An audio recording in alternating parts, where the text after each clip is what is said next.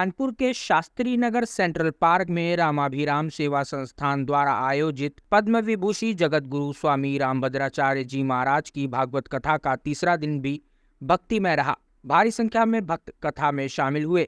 भक्तों ने भक्ति में लीन होकर श्रीमद् भागवत कथा का रसपान किया। जगत गुरु स्वामी रामभद्राचार्य जी महाराज ने तीसरे दिन की भागवत कथा में प्रेम पुरुषोत्तम की 1298वीं आलोक कथा के तृतीय सत्र में अपना उद्बोधन देते हुए धर्म अनुरागी भक्तजनों को दीक्षा का महत्व बताया।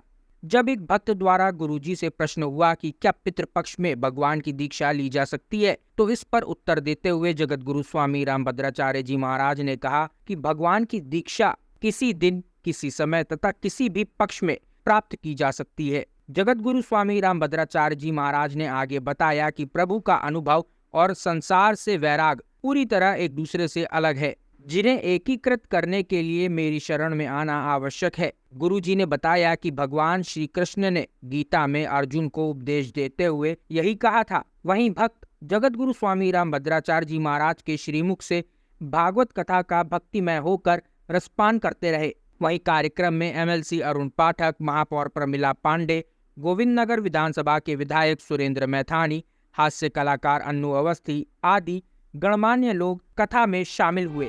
गुरुदेव भगवान आज बहुत से भक्तों ने चिट में लिख करके मंच तक पहुंचाया है कि क्या पितृपक्ष में दीक्षा लेनी चाहिए या नहीं लेनी चाहिए।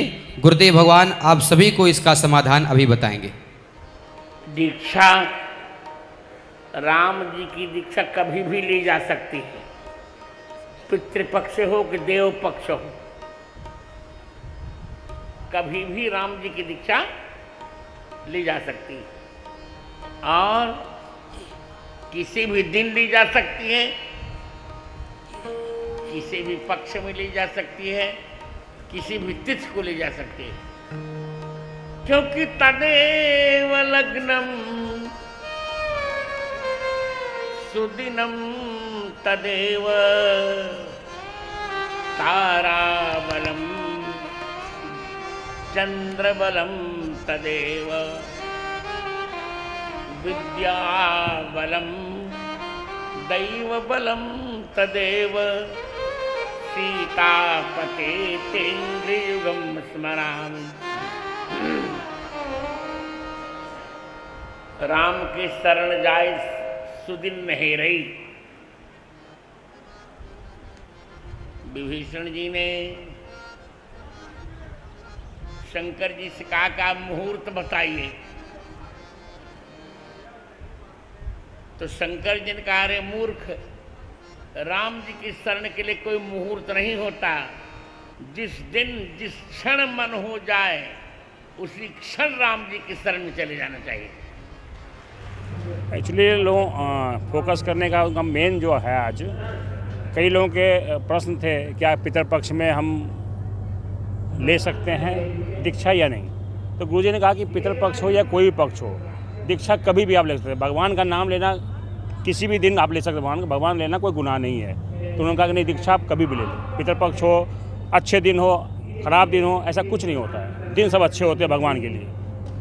और क्या कुछ कहा उन्होंने? और दूसरा, आपको याद होगा एक प्रसंग उन्होंने उठाया कि जब विदुर जी हस्तिनापुर गए थे दूत बन के, तो दुर्योधन ने कहा कि आप आइए प्रभु हमारे यहाँ भोजन विराजिए, भोजन करिए। तो उन्होंने कहा नहीं, वो गए विदुर के यहाँ भोजन करने।